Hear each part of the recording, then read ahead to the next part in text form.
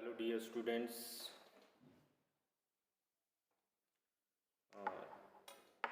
Today we will discuss about blood terms, यानी कि blood में कौन कौन सी टर्म्स हम यूज़ करते हैं, कितने टाइप के सेल्स होते हैं, उनके लिए कौन कौन सी टर्म्स हम यूज़ करते हैं कि जब वो प्रोड्यूस होते हैं तो उसको क्या कहते हैं, अगर वो नॉर्मल से ज़्यादा हो जाते हैं तो उसको क्या कहते हैं, अगर नॉर्मल से कम हो जाते हैं तो उस कंडीशंस को क्या कहते हैं।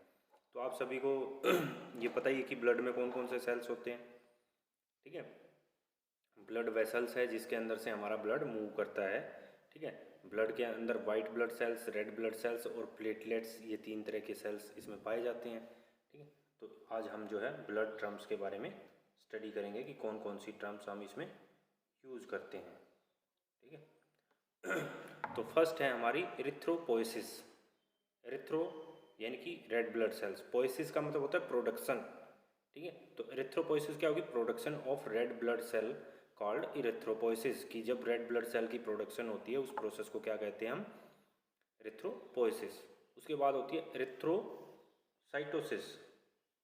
एरिथ्रोसाइटोसिस एक टर्म होती है जिसका यूज़ हम किसके लिए करते हैं कि जब आरबीसी जो है वो नॉर्मल वैल्यू से, हमारी बॉडी के अंदर नॉर्मल वैल्यू से ज़्यादा मात्रा में प्रोड्यूस होने स्टार्ट हो जाते हैं या ज़्यादा मात्रा में हमारी बॉडी में प्रेजेंट होते हैं, तो उस कंडीशंस को क्या कहते हैं, erythropoiesis sorry erythrocytosis is a condition in which your body make too many red blood cells, यानी कि जिस कंडीशन में हमारी बॉडी नॉर्मल से ज़्यादा ब्लड सेल्स की प्रोडक्शन करना स्टार्ट कर देती है उसको हम कहते हैं एरिथ्रोसाइटोसिस।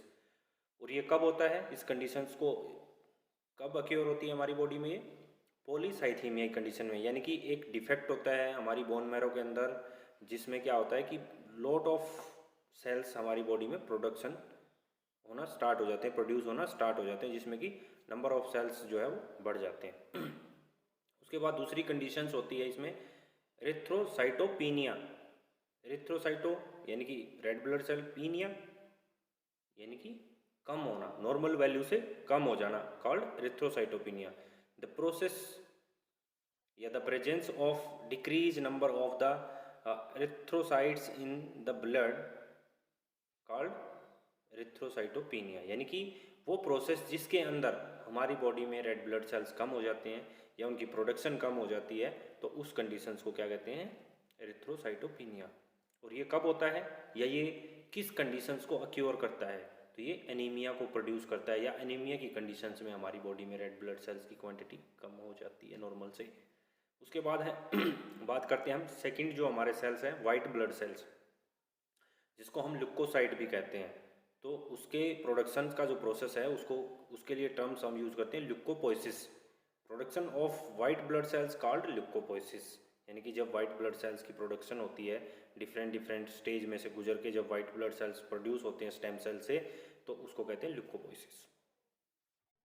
इसमें भी जब बढ़ जाएंगे उसको क्या कहेंगे, कम हो जाएंगे उसको क्या कहेंगे, तो जब number of white blood sales increase हो जाते हैं हमारी बॉडी में, यानी कि 11,000 पर क्यूबिक mm से ज़्यादा हो जाते हैं, तो उस कंडीशन को कहते हैं हम ल्यूकोसाइटोसिस, यानी कि the increase in the number of white blood cells is called leukocytosis, यानी कि जब वाइट ब्लड सेल्स बॉडी में ज़्यादा हो जाएंगे। और ये किस कंडीशंस में हो सकते हैं, वायरल इन्फेक्शंस में, हाइपर सेंसिटिव रिएक्शंस में, ल्यूकीमिया में, ये क्या है हमारी बॉडी में इंक्रीज हो जाते हैं। क्योंकि वाइट ब्लड सेल्स का काम क्या है, ये काम करते हैं डिफेंस मैकेनिज्म का, कि हमारी बॉडी को बाहर से आने वाले बैक्टीरिया से बचाने का काम करते हैं। तो उसके लिए फिर ये जो है इनकी प्रोडक्शन इंक्रीज हो जाती है, बाहर फॉरेन पार्टिकल्स या बैक्टीरिया या वायरस से फाइट करने के लिए या पैरासाइट से फाइट करने के लिए। उसके बाद था हमारा ल्यूकोपीनिया। सेकेंड टर्म जो है वो leucopenia. The increase in the number of white blood cells is called leucopenia, यानी कि जब ब्लड के अंदर वाइट ब्लड सेल्स डिक्रीज हो जाते हैं, इंक्रीज को तो क्या कह रहे थे हम, ल्यूकोसाइटोसिस, तो जिसमें डिक्रीज हो जाएंगे, the decrease in the number of white blood cells is called leucopenia, यानी कि जब वाइट ब्लड सेल्स कम हो जाते हैं तो उसको क्या कहेंगे, ल्यूकोपीनिया। ये कब कब हो सकते हैं कि वाइट ब्लड सेल्स हमारी बॉडी में कम हो, बोन मैरो डिसऑर्डर की वजह से, क्योंकि सारे सेल्स बोन मैरो में प्रोड्यूस होते हैं, अगर वहाँ पे कोई डिफेक्ट है तो उसकी वजह से, ब्लड कैंसर की वजह से और सम इन्फेक्शंस की वजह से, या फिर रेडियोथेरेपी कोई पेशेंट ले रहा है तो उस कंडीशंस में भी, या कीमोथेरेपी ले रहा है उस कंडीशंस में भी जो है वाइट ब्लड सेल्स बॉडी में कम हो जाते हैं। उसके बाद थर्ड वन जो है हमारे पास प्लेटलेट्स बचते हैं। जो थर्ड सेल्स है हमारे ब्लड के अंदर वो है प्लेटलेट्स। तो प्लेटलेट्स को हम थ्रम्बोसाइट भी कहते हैं, सेकंड नेम जो है उसका थ्रम्बोसाइट।